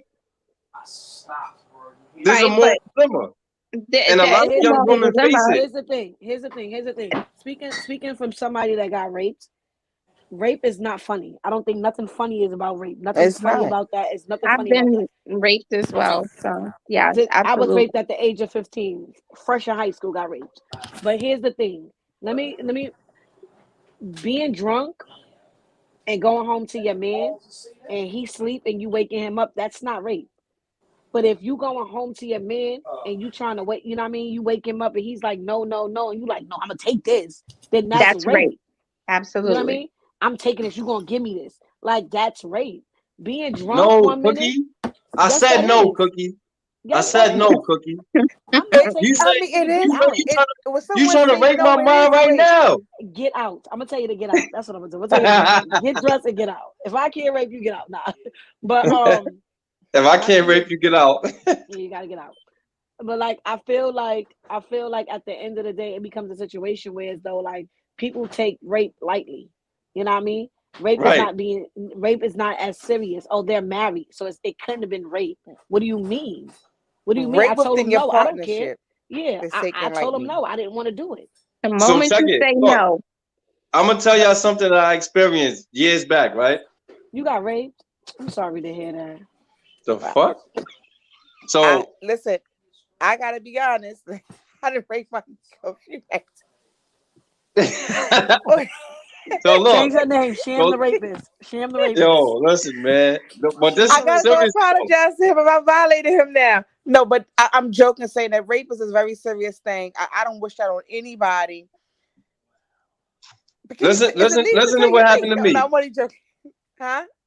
Listen to what happened to me, right? So I don't have any biological kids, right? I got a son that's 16. I would I'm live and I cut would y'all die for off. my I son. gotta go, right? Because these kids is aggravating me, so I gotta go before my boss come out here and be like, "Bitch, you been on the phone for mad long." Tell your boss to come on. All right, y'all have a blessed day. Y'all want me fired. Goodbye. Good night. Have a good day, y'all. Good night. Have a good night, Cookie. So, I don't, like I said, I don't have any biological kids. My son is 16. I was raising him from 4 months old up, right? And I believe when he was like 2 years old, his mom had cheated on me, right? So in the midst of her cheating on me, we break up. All she was already cheating on me all the months before that. The whole 24 months before that, she was cheating on me before that. But I loved him so much that I accepted it, right? And I'm like, I'm scared that she won't allow me to continue and being in his life if we break up. So now that turned into when I realized that she would, she lied and told people that I raped her because we slept together and she was pregnant by the other dude, but she was unsure of who kid it was. Right? So in the midst of this, one of her friends had to tell the truth about it. Like, nah, like that did not happen like that. Right? And even though she didn't call the police, even though, you know, all of these different particulars took place in that particular situation, it put me in a situation where I after a while, I began to be the type of man that never wanted to make the first move because I'm like, if you make the first move, then you consented to this. Now my mom might already be there, you feel me? But I'm not held accountable or guilty for your actions. You feel me? Like I'm not you can't run around saying nothing that didn't happen when there's no witness. At least I got saved in that situation because her friend knew what it really, really was. You feel me? Like, and but you do know if she make the first move, you still could rape her. Because all that she could say, if she make the first move, you still can rape her. Because she can say what she wants. If she tell you no, stop, and you during don't the stop, time, absolutely, it's rape. It becomes rape. Nah, I'm not. That's not what I'm talking about. I'm talking about actual consent. I'm not talking about. You know what I'm saying? Like, she can consent and then change her mind midway through. Is she gonna change her mind and he gonna change his? She could have performed oral sex on you and still, when it's time for intercourse, if there's a no and you continue, it's still rape, no matter what has transpired prior. I'm not. Hi. Yo, this young lady right here. This Jenny from the block, Jenny. aka Baby D. You know what I'm saying? We was doing the show. She wanted to ask you something, Tanika, and I've been telling her like you got to come on the show without everybody from Long Island because Long Island they stick together. They be lawyers and doctors and all that, and none of them got no degrees for law, but they be defending each other like a mob. So I never wanted them to come on the show together. But ask her your question though. Ask her what you want to ask her then. Yeah, the question I wanted to ask you because I'm in a long distance relationship. Mm-hmm. I wanted to ask you your thoughts on that. Like, do you feel that it will work, or is it something that you have to like have patience for? Because it's hard. It's definitely something you have to have patience for. The person you are in the relationship with, you have to feel like they're worth it because it is hard. It is a lot of work. You have to be honest about your needs and what you want. Now, a person who's long distance may not be able to fulfill all of those needs. Are you content with that? What are you willing to accept, and what are you willing to negotiate, and what are you willing to let go? So you have to just really be honest with yourself and what you want and what you need, and really mostly of what you need, and can that person give that to you? But it can work, but it takes work. Then something else I want to add to it. It depends on both of y'all in the sense of this. Somebody said it's honestly for them, and I can honestly say that I'll be willing to do a long distance relationship because I get into the mode sometimes where I don't always want to be around nobody. Me too. Right?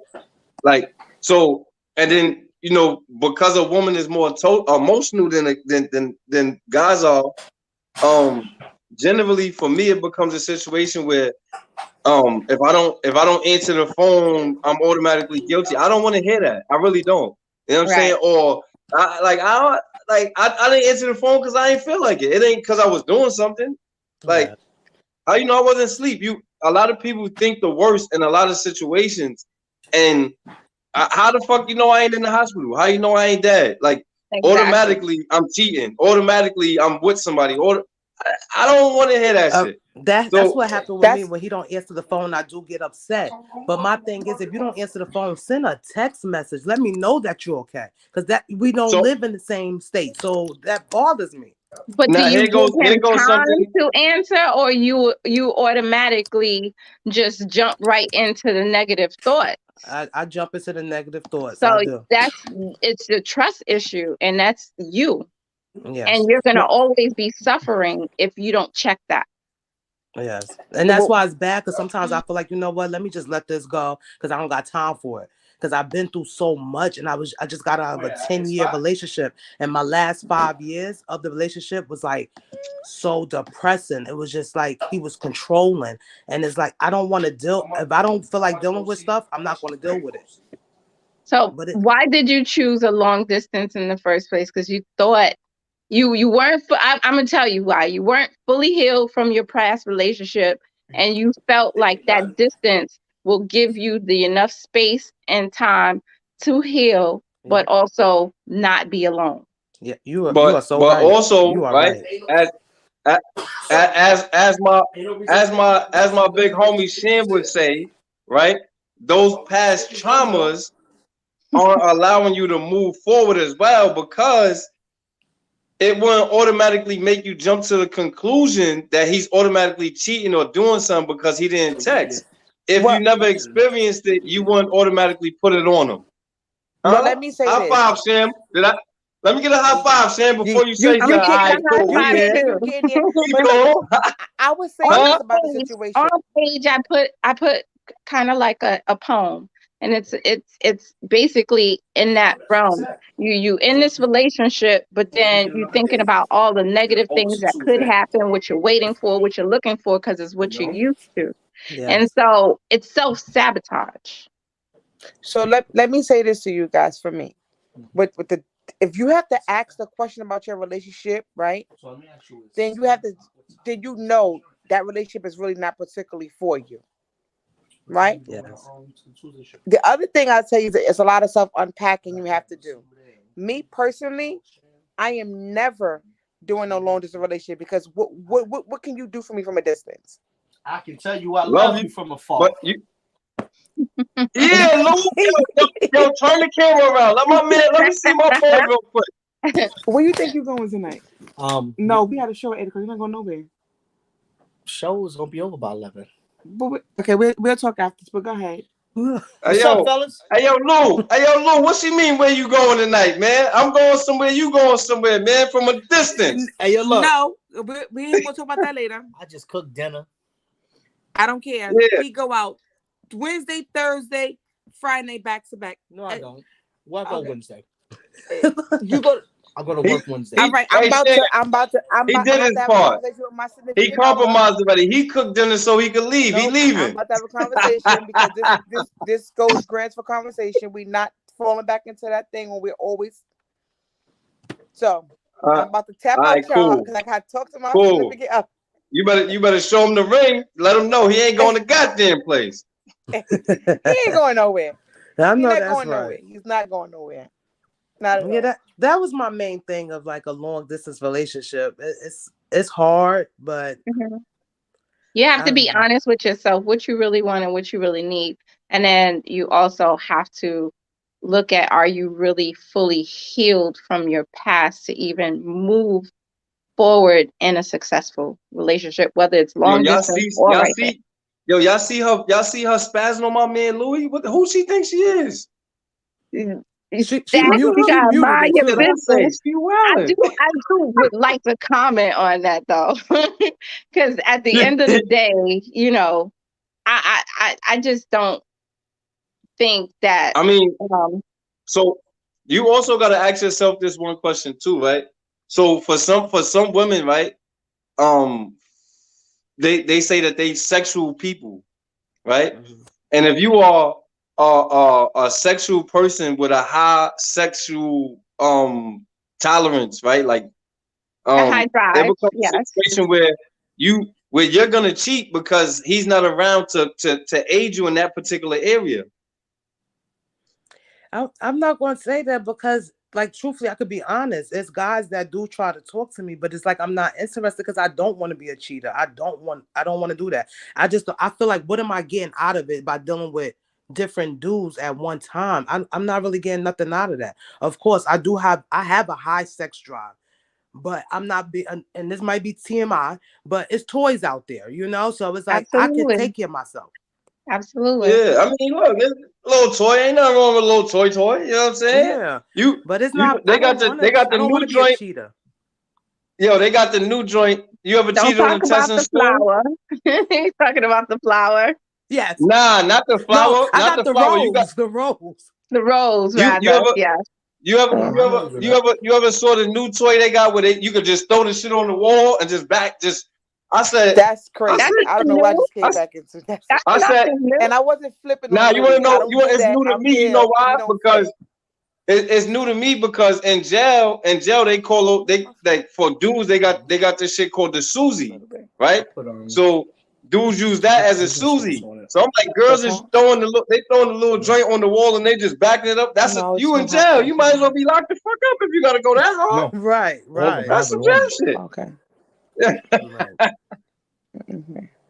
Now. But Staxx, I wasn't flipping on Louis. We're at a place now we can conversate about certain things. We can conversate. He can hear. He listens to me, and then we move on. I ain't gonna front. I was praying for my man. I was praying for him. I see you mute the phone. You was like, what the fuck? You still gonna get the neck bob a little bit. You gonna get the neck bob. I'm gonna let this little bar swing. You gonna get the neck bob. You was spazzing. You just sweated out your wash and said spazzing on him. You wilding. You can't be acting like that. I just want to say this: when you start off by telling a man what he can and cannot do, it gives him the desire to rebel. Well, I mean, generally, I believe that's a people thing, right? Because you think. Go ahead, Staxx. Think about when you was nah, you look. I'm gonna let you go. You spazzed on him. You ain't get your words out. We need to. This is my opinion. We need to stop saying we cannot and can't tell our partners what they can or cannot do when it affects your feelings, right? Just if I'm a man, my man should be able to tell me how he felt on me, particularly doing something, and I equally should be able to tell him without it creating a problem. Because remember, our main purpose is to serve one another. And when you start to do things as you work in silo, you're not serving me at that moment. And I have the right to address that because I share my life with you, and vice versa. Yeah, but it's also how the delivery is. When you initially say you ain't doing it, so you can't do this, then that becomes a problem. It's a conversation because you have to mutually respect his feelings and his desires as well. So when you start off by telling somebody what they can and cannot do, that starts the problem. So the problem starts. Hold up. The problem starts when you do things in silo. When you think on your own accord, and our purpose is to serve one another. So when you make this grand plan that only benefited yourself, where was your partner? And I just talking about me. This is in general. Where was the concern for your partner in that particular thing? In general, what Tanika was saying is we want to know if it's delivery or DiGiorno. You know what I'm saying? Your delivery, you got to think about when you was a kid. This is real. Absolutely. Sometimes you gotta trick a man into giving you what you want. I ain't got time for that. And it's not about playing games. It's about appealing, because what they do is when you start backing them up against the wall, then they put that wall up. If he work on his trauma, he would never feel backed up by the wall. Not this old that you don't own, or you can't dictate. You got to remember that you don't own a person and you can't dictate what they can and cannot do. You're right. So when you remember that, then you will approach it a little bit different, and you'll get different results. You're right. You know, this is what I did, right? I started looking at all healthy relationships around me, right? And how does it correlate, right? And remember, we're still healing. We're still healing. And most healthy relationships, before a man or a woman make a plan to do something, they have that conversation with their partner. That's communication, right? But check it, right? They have that conversation with their partner. When you start to make plans by yourself, I don't care what no one say, I'm absolutely going to ask you what you think you're doing. All right, so check it. I want to say this, right? Hold up. I'm never going to let you believe that you are in this relationship by yourself and that my feelings don't never matter. If you have sensitive emotions, guess what, homeboy? Work on you. And pick that up.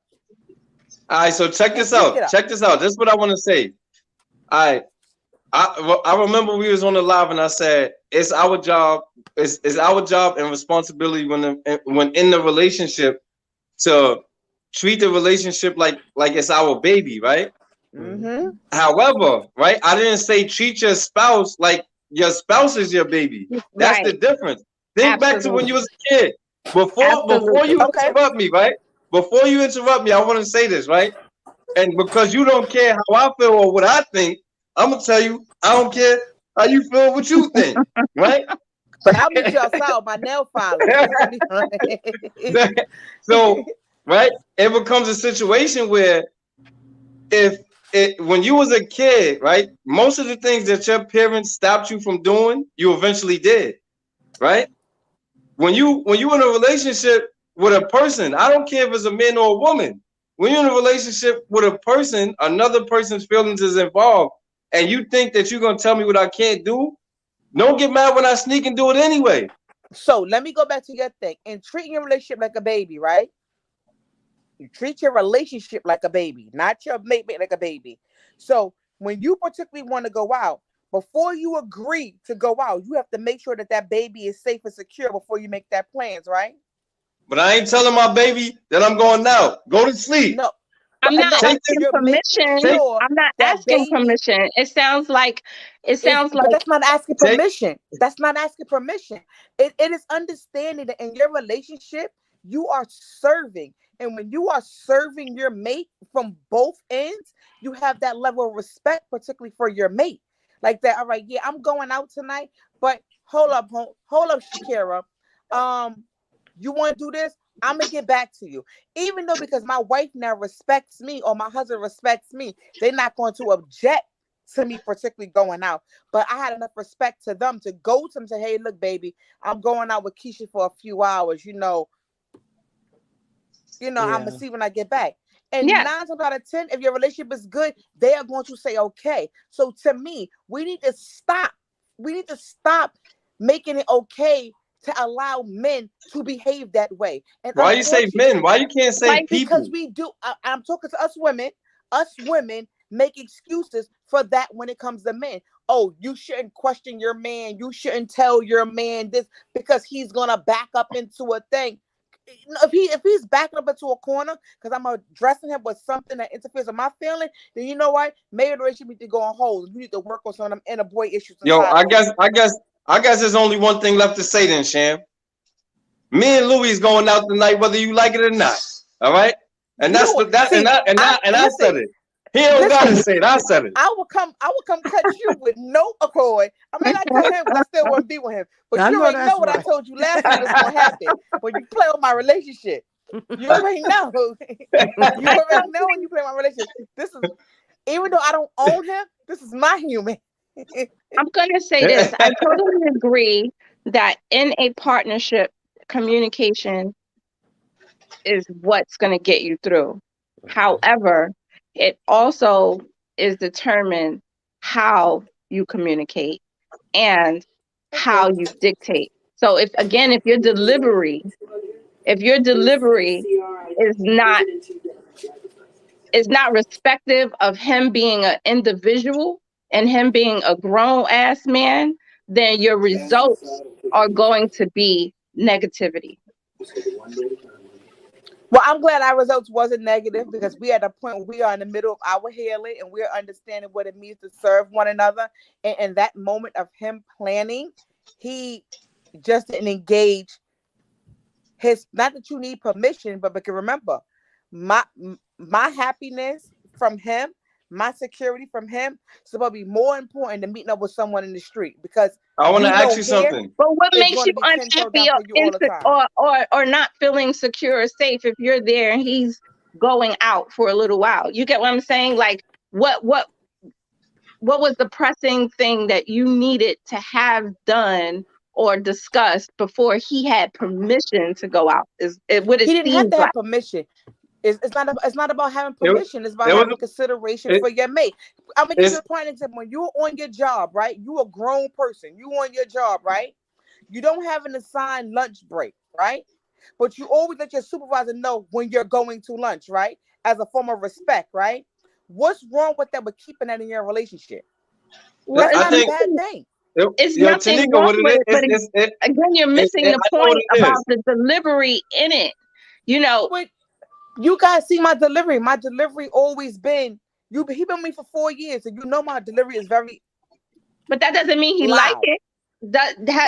Have he ever expressed that? Is what I mean is you have to be mindful of that, because just because he's not conveying that does not mean he doesn't feel a kind of way, and doesn't mean that he's not going to act out because he's feeling a kind of way because he's not conveying that. You get what I'm saying?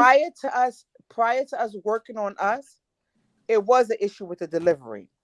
And the process of us working on us, there's no complaints with the delivery, because my delivery doesn't come from I like almost saying to a person, because I'm loud. I'm naturally loud. Like, it's probably louder now because I don't have the headphones on. That's broke. That's low. I'm a naturally loud and boisterous person. Staxx, no, you see me every week, right?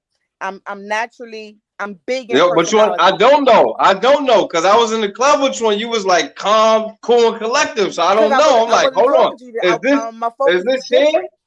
I'm like, is this Shan? Is that I was working, so I had to focus on the money. The focus is totally different. I'm zoned in on that. Now, I ain't gonna lie. Look, I was like, I respected you that night. You was like, yo, so it's one hookah missing, but we made about 300. I'm like, 300? I ain't made 300 this whole year. I said, yeah, okay. So I was in a different place. But like, if you know, sometimes, because we are human and we are flawed and we do things, sometimes we forget about the people that's important to us. And in my relationship, I'm never letting you forget about me. I don't care who don't understand that. I know what it is, though. Respect that.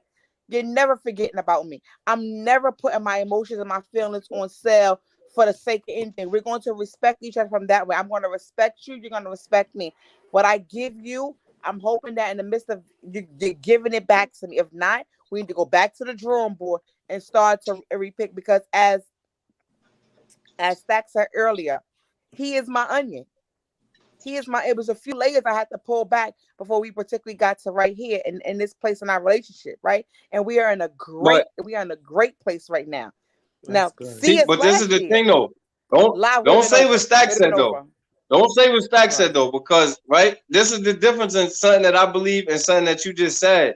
And maybe you might believe different. And I'm the only man here. There's 3 strong Black women. I'm scared. I don't know if I should say this, but I'm gonna say it anyway because I'm not scared. You feel me? So, me personally, I don't believe that it's a man's job to. I don't believe it's any person's job to make the other happy when you're in a relationship. I believe that I'm here to enhance your happiness, right? Absolutely. But don't say it's not, because if you remember what your statement was, he knows how to make me happy, right? So you looking at a certain level of his lack of communication as a way to be unhappy, right? Hold on now. I'm looking at your lack of communication of a lack of potentially hurt me. Not that it doesn't make me happy. It's not. Listen, my statement was clear. It's not her job to make me happy, and it's not my job to make her happy. No, we're not gonna make each other happy. If you're unhappy, right? If my job is to enhance your happiness. You're contradicting myself. Man, take the cotton out your ears and put it in your mouth. Learn how to listen. So, what the hell are you talking about? It's not my job. It's not my job to make you happy. It's not your job to make me happy. I have to enhance your happiness.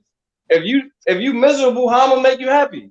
Absolutely. And if you don't know what makes you happy, then there's no way I can contribute to your happiness. But if you know your action is going to make me sad, because that is real. Your actions make me sad. Why would you want to make me sad? Okay, look, Sham. Now listen. We got 8 minutes to talk about this before the show is over, right? So since you used the word sad, right? Louis deciding to go out on a Tuesday night should not make you sad. If somebody died, you should be sad. Come on now, you're going too far. Okay, now you drag. Your lack of communication, whether in this situation or any situation, can grow into a problem. No matter how you want to slice it, it can potentially grow into a problem. So let's not have bad habits. Let's make sure we continue to communicate with one another what's going on. This way, but look, sad is crazy, right? A little discombobulated, that's one thing. But sad? I'm talking fast. Come on, Sham. I'm talking fast for the conversation. So, all right. So, look, let me ask you something. What if because you just was laughing about this, right? So, what if he went out on a Tuesday night, say tonight, and he hung out with Staxx, right? And you was asleep, and he came in a little drunk, and he just slid up, hey, baby, hey, baby. You know what I'm saying? Look, you smiling. Now you ain't sad no more. Come on now. I don't know one thing I'm underestimating rape. And I'm thinking that. I just know, listen, he's going out. It wasn't the point of that. Just don't shock me with nothing. I shouldn't shock you with anything. I got a question. So you rather him tell you like a few days in advance, like, babe, I'm gonna go out on Tuesday with the guys? No, Tuesday. Okay, so Tuesday's usually our night. Is we do our show, we engage, we eat dinner. Tuesday, nothing's supposed to interrupt our Tuesday. It's something we've been doing for months. So now when I hear you interrupting our Tuesday, oh my God, I don't interrupt you no other days. And when you do whatever you do, I don't interrupt you no one day, but you interrupt our Tuesday. But I never said I wasn't gonna do what we normally do on the regular. Without it being a conversation. You allow a little bit of excitement to distract you from our purpose or whatever it is that we're doing. But I never said. Oh, okay. I just think you was on the phone with them. I was on the phone. You happen to hear me say, "I'll see you later tonight. What time you leaving?" I didn't get a chance to say that to you because you are still doing this. You understand? Yeah, because you air hustling.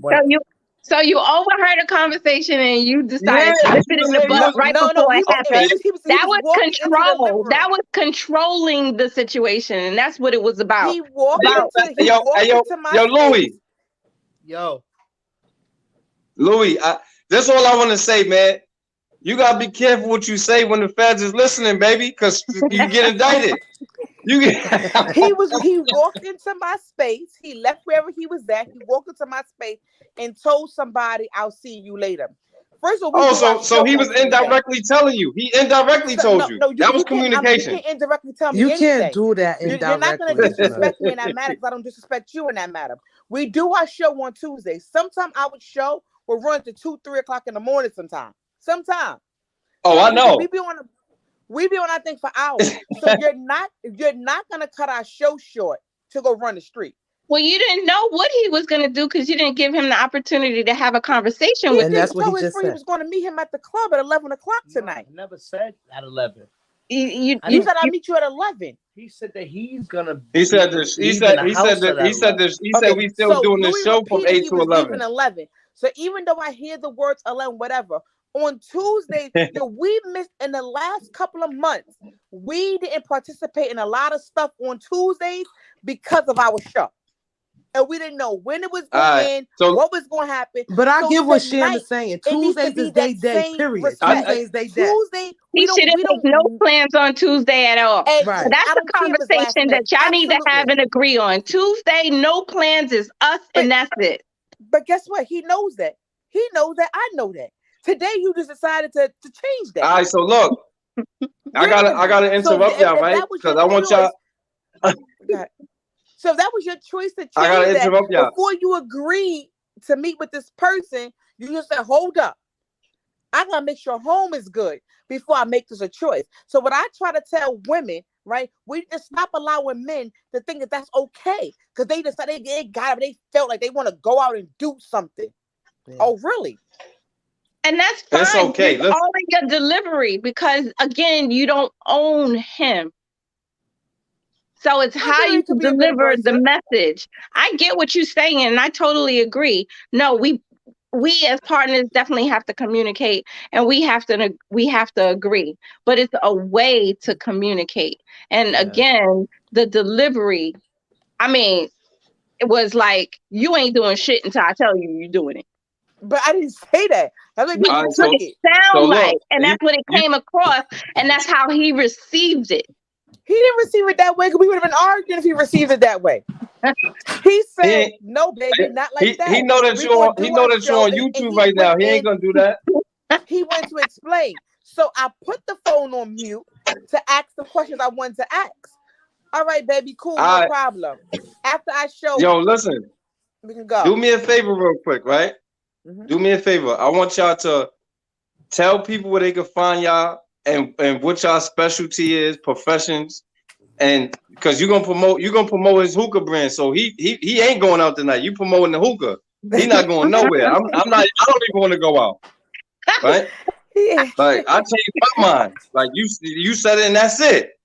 So right, just tell people where they can find y'all at, where they can get some hookah, the Friday night, Saturday night, Thursday night specials, and all that. Let them know. Okay. Sam, let them know first, and then y'all just go around the clock. We gotta wrap it up. If you guys don't know, my man is a promoter, and he has a hookah company which is called Lou's Hookah Hub. You can follow us on Instagram. He has an event on Wednesday at Last Stop. Check it out; it's a really good event. He does after work on Thursdays at Room 112, and he does a party Friday night at Room 112. Great events. Check it out if you are in Harlem. Oh, you got me. You can catch us tonight at 8:00 on. We're gonna use your page or my page tonight. We're probably gonna use his page tonight, which is Mr. It don't matter who page y'all use if y'all gonna be if y'all gonna be separate. No, we stopped doing that so we can have more people in the round. So through Mr. Louis 13 page tonight, we're gonna go live. If you go to the one and only Sham, you will see what tonight's topics will be, and tap in with us. Okay. Yo. I want to say this before Tanika or Jenny goes. Yo, me and Louis both promote parties, but we ain't never been on the same party yet. I'm starting to get offended. I think I'm not light-skinned enough, but it's all good, though. I'm going to talk to him. So go ahead now, one of y'all. I'm going to talk to him. We're going to do something. God just hasn't put the right plan for us together yet. Nah, we gonna do something. We already talked about doing my birthday party. Yeah, I know. But that's right. Tuxes and Hills. To that shit anyway. Tuxes and Hills. This is what we doing, man. We getting. Long as I got my suit and tie, I'm gonna show you a good thing. Well, I'm just Jenny. I don't do anything. I just work. I'm a single mom. That's about it for me. So if you anywhere outside of New York, she willing to date you. She down for the long distance relationship. Slide in her DM. Go ahead, Tanika. Tanika B Love. I'm the author of the inspirational cookbook, Cooking with Love, Lost the Battle, Won the War. I am also a life coach. You can visit my website, tanikablove.com. I coach in relationships, life management, self-love, and achievement. Nice. And you can follow me and find me on also all social media platforms at tanikablove.com, at Tanika B Love. And tell them your quote: "Love to live and live to love," and all that. You don't forget. I gotta because I live to love you too. Oh, that is so sweet. I know. I I'm like gonna be your manager if I gotta remind you of this, man. Hey. Oh. Well, I thank No. y'all. I thank y'all so much for all y'all advice and everything. This was Thank a good, you. yes, this was a good show We tonight. Stack, it Now was we good tapping appreciate in with having you. y'all. Like I said, this was bridging the gap because generally it's an age difference. So, oftentimes you get to see things from a different perspective because younger people, especially nowadays, they automatically assume that older people don't understand what they go through or where they're coming from because of certain things. So when we hold conversations like this, it gives them the opportunity to see that we actually do, and we actually here for them. So we bridging the gap just by holding conversations like this, man. And I appreciate it. Like I appreciate y'all. Like I said, I didn't have no other guy come on because I came out swinging. I was like Ali tonight, man. I held it down. You feel me? I held it down. That's right. Thank But you, y'all Stack. tune It's in next always week, a man. We got something pleasure. else. Thank you for always inviting me and including me. And I want to thank Knowledgeborn for the platform to be able to do that. Thank you. All right. Well, y'all have a good night, man. You go ahead and eat them chitlins my man put together for y'all. I don't eat And chitlins. Yes, everyone have a good night. Chicken and rice. All right, good night. Okay. Just hit the Good leave night. button at Good the night, bottom of y'all. y'all screen. Okay. Good night.